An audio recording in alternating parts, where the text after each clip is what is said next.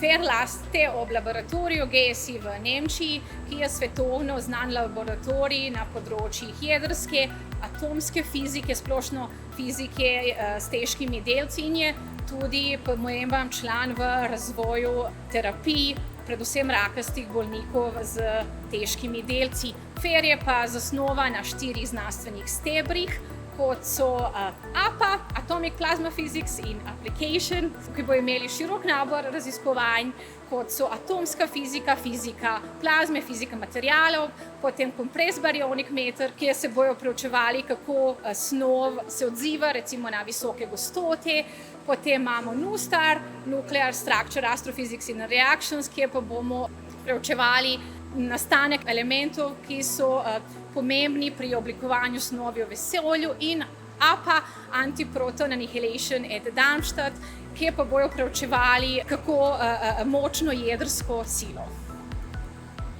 FAIR nam ponuja zelo velik nabor raziskav, od fizike materialov do biofizike, medicinske fizike, jedrske fizike, atomske fizike, hadronske fizike. Sam GSI je zelo napreden član v razvoju naprednih obsevalnih sistemov, v razvoju hadronske terapije, tako da tudi v FAIR-u bomo razvijali terapijo predvsem rakastih bolnikov z joni. V Darmstadtu so odkrili elemente z vrstnim številom od 107 do 112. Recimo, Darmstadt je edino mesto, ki ima svoj element, Darmstadtium, in je Hessen edina država, ki ima svoj element Hassium. Mi se trenutno spopadamo s FAIR fazo 0.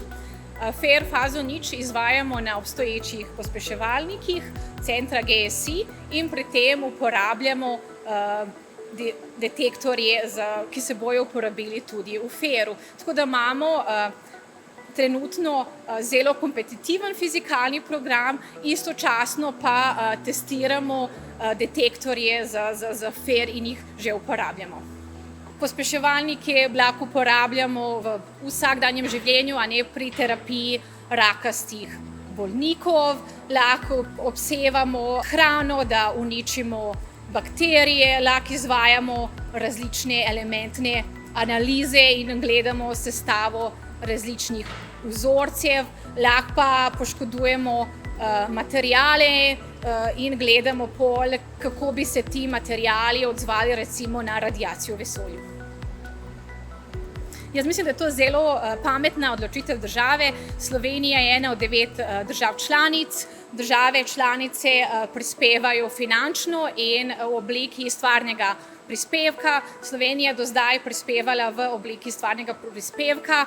Konzorcij visokotehnoloških podjetij, Technodrom, čigava vodilna podjetja sta Cosilab in Instrumentation Technologies, prispevata svoje visokotehnološke storitve in rešitve, kot sta recimo kontrola pospeševalnika in diagnostika žarka.